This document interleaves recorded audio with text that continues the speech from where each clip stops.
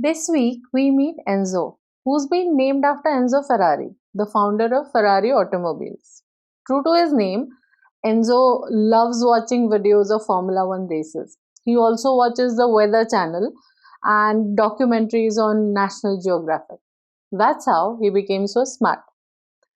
He applies the philosophy of racing to life.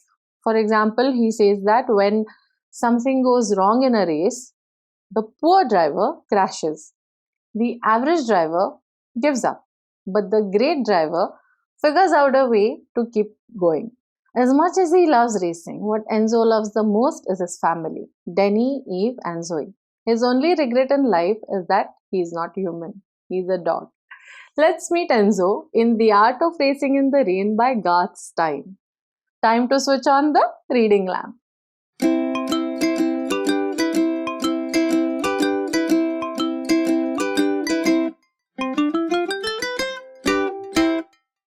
Hello, I'm Asaveri, and on this channel, I review books and talk about reading in general. Shall we have a look at the details of today's book? Facts and figures.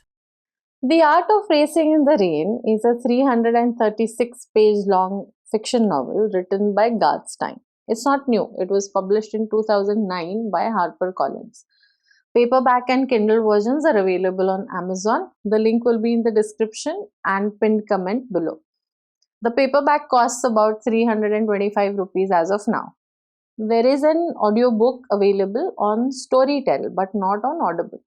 Now let's talk about the actual contents of the book. But as you know, no spoilers, no worry. Just The cover story.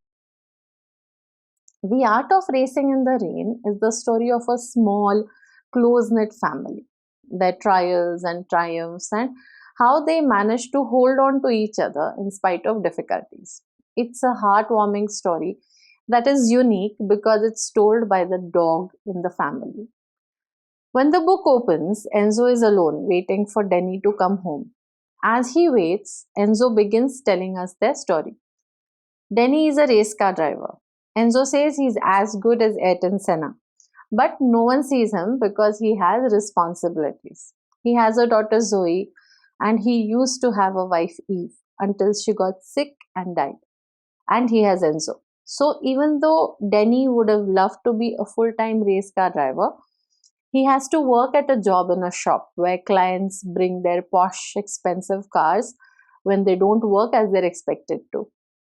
10 years ago, Denny picked out Enzo from a wriggling, rolling pile of puppies. Ever since then, he and Enzo have been inseparable.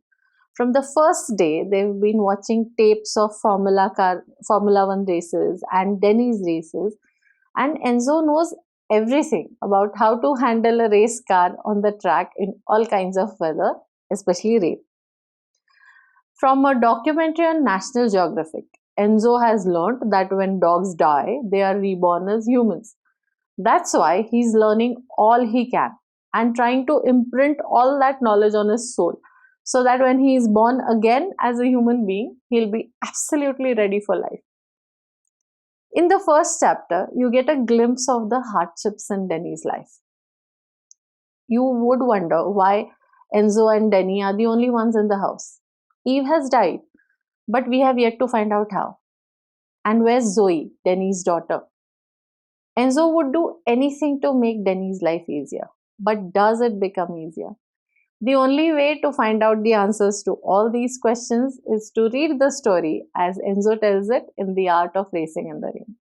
Now here's what I think about the book, although I'm sure you must have already guessed how I feel about it. Speaking my mind. The story itself is very interesting. You can relate to the dreams, the hardships, the small triumphs, everyday happenings in the lives of Denny, Eve, Zoe, and Enzo. They are like any other family, struggling to do their best in the given circumstances. What takes the story beyond the ordinary is the fact that a dog is narrating the story to you in the first person, and yet it makes perfect sense.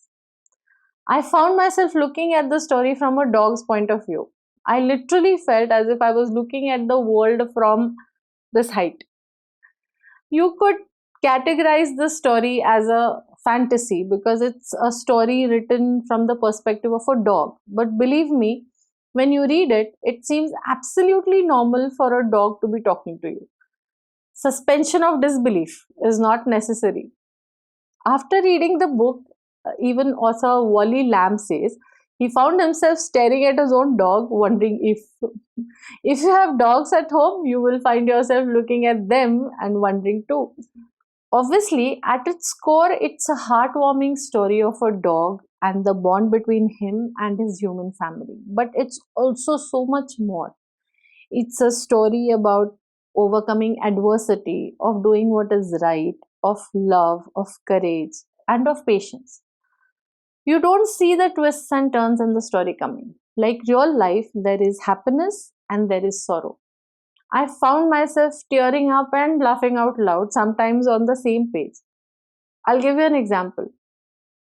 Enzo goes on a trip with Denny so that Zoe can meet her mother's relatives. Enzo wonders why these people waited for Eve to fall sick before they chose to meet her daughter. Worth thinking. And then on the same page, he says he will accept scraps from the dinner table, breaking his own rules, because if adults can sleep in the day like dogs on a holiday, then why shouldn't he also participate in the debauchery? His word. He can be profound and funny. I laughed at many of Enzo's dry observations. I also cried in places, but it's not a tearjerker. You know how some stories seem like they were written with the express intention of making you cry. This one is not like that. It's matter of fact. It's sad in places, but that sad feeling is somehow tempered with the awareness that that's life. And that's what I like about the book. I know that there are plenty of stories out there about dogs and their humans, and yet this story stands out. The way the author combines car racing and doggy logic to come up with a life philosophy is simply unique. It's a beautiful story told by a dog who thinks he is a human stuffed in a dog's body. And it is so utterly believable as a dog's perspective of the world that I think the author Garth Stein might be a dog stuffed in a human's body. There are many passages in the book that apparently talk about racing and doggy problems, but on the deeper level, you realize that they're talking about life. So, I'm going to read out a section that talks about patience and tenacity.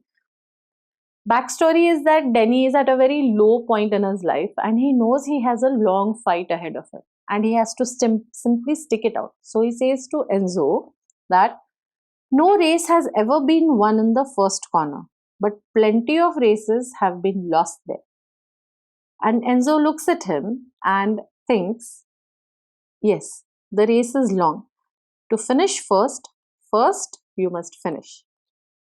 It's a famous saying of unknown origins and it's been quoted by many race car drivers, including Michael Schumacher.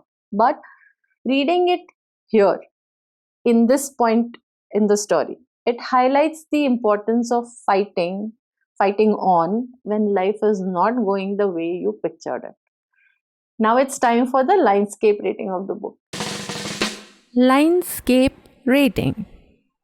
LINEDSCAPE is an acronym for the 10-factor rating system that I have devised in order to make my book ratings and reviews methodical and consistent. There's a link up there and in the description below to a more detailed video about the LINEDSCAPE rating system. You can check that out.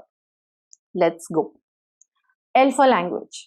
Simple, dry in places, and it actually sounds like the way an educated dog with a good sense of humor might speak. 8 on 10. I for impact. The book has that feel good factor, a happy, positive feeling that lingers after you put down a really good book. 8 on 10. N for novelty. Yes, there are a few more books with a similar premise like Marley and Me, A Dog's Purpose, and so on. But this book feels different. The whole idea that a dog philosophizes on the basis of car racing is unique. 8 on 10. E for engagement. Oh, I was hooked. 9 on 10. D for descriptions. The descriptions of people, places, events seem like they would appear that way to a dog. That's what makes the book so believable. 9 on 10. S for Sense, also known as Logic. It's a book where a dog tells you the story of his family and talks about car racing like an expert. Remember, I talked about suspension of disbelief? The book is so well written that after you get over the initial shock that a dog is talking to you through the book and talking about car racing, it becomes entirely believable. As for the plot twists, you don't see them coming, but they're logical. 8 on 10. C for characters. The focus is on a few main characters and they are built up gradually. 8 on 10. A for aesthetics. I read the paperback and also listened to the audiobook in between just for fun. The narrator of the audiobook has done a pretty good job. He emotes well without being cutesy. The cover is cute, but the book is actually much better than the impression that the cover creates. 8 on 10. P for plot. It's an interesting plot and told in an even more interesting manner. 9 on 10. E for enjoyment. 10 on 10. That gives us a total score of 85 on 100, which translates into 4.5 stars. Time to put my thoughts. In a nutshell, The Art of Racing in the Rain is a whimsical story about a dog and his human family. Besides the obvious tugging at the heartstrings factor, there is a whole lot of positivity in the book. The book is a brilliant paradox. In spite of being fantastical, as in a dog is the narrator of the story, it is still completely realistic. It is not a goody goody book, yet it is uplifting. I'm telling you, even if you're not much of a dog person, you will enjoy the book. Only a really mean, heartless person would dislike the book. That cannot be you. Mark my words. Page 267 will make you laugh, page 317 will make you cry, and page 320 will make you go, oh. I definitely recommend reading this 4.5 star book. And once you have read it, please come back and tell me about it in the comments. There is a movie based on the book, but I haven't watched it yet because the book is still fresh in my mind. I'm not decided if I want to watch it because sometimes you don't want a movie to replace your memories of a book. Time to go, but remember, I upload a fresh episode every week. If you liked this review, give me a thumbs up. For more such reviews, please hit the subscribe button and hit the bell icon so you never miss an episode. And please share with your friends and family. The more, the merrier. This is Asavari signing off for now. And until the next time, have fun under the reading lamp. Switch on, read on.